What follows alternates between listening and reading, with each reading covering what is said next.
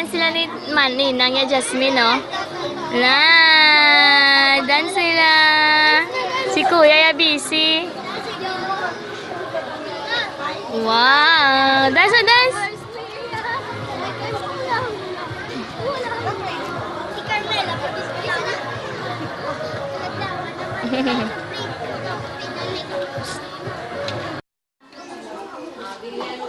Sekolah na sa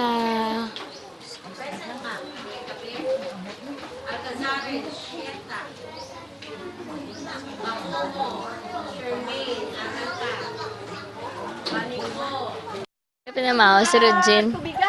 Na.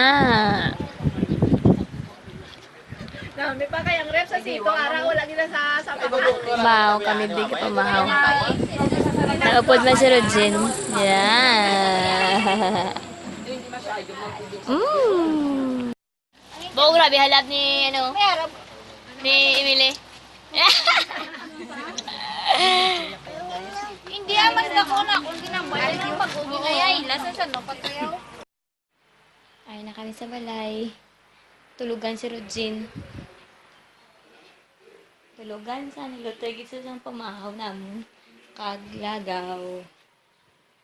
Yan.